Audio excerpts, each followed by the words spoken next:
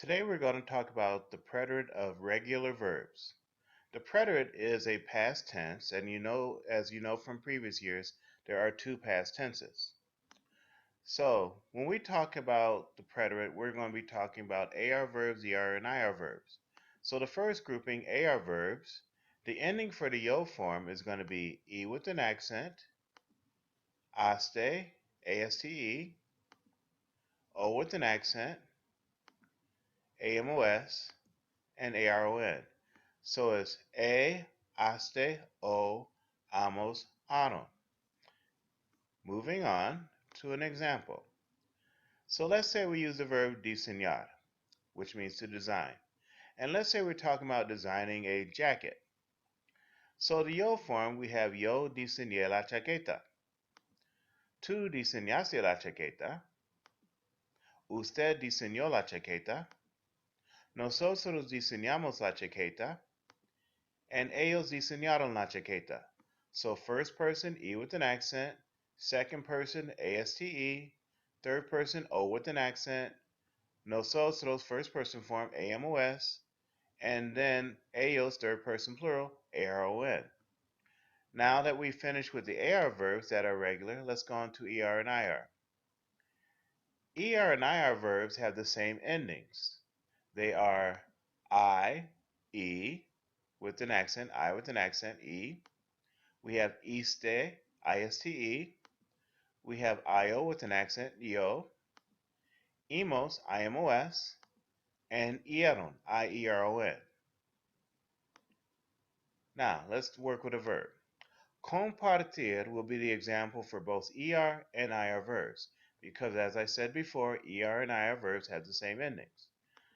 So, let's say we talk about sharing spaghetti. Yo compartí espaguetis con mi hermana. Tú compartiste espaguetis conmigo. Ella compartió espaguetis con una invitada. Nosotras compartimos espaguetis. Ellos compartieron espaguetis.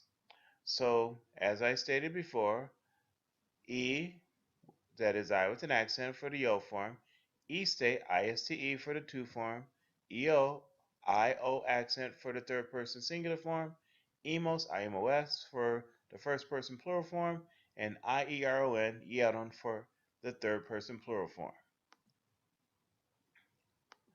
Now, there are some verbs that are a little bit different. And even though they're considered regular, they're different because of the fact if you did them or conjugated them like they're supposed to, according to the initial rules, you would change the sound.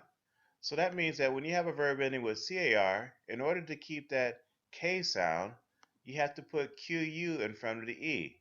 So the yo form for destacar is going to be yo destaqué. GAR is the same thing. If you were to put the E with an accent after the G, you would have a harsh H sound. So you put GU before the E so you can keep that hard G sound. So pagar becomes yo pagué in the yo form. When you get to ZAR, Z always has an S sound anyway, but for some reason the Z has to change to a C and you have CE with an accent. So the pronunciation is not really affected, but you do have to worry about the spelling when you're writing it. So cruzar becomes crucé, yo crucé, CE with an accent.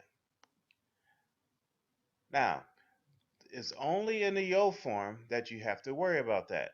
All the other endings are the same for the to, for the third person singular, for the nosotros, and the third person plural. So, Marta tocó el violín. Notice that you still have O with an accent for the third person singular form.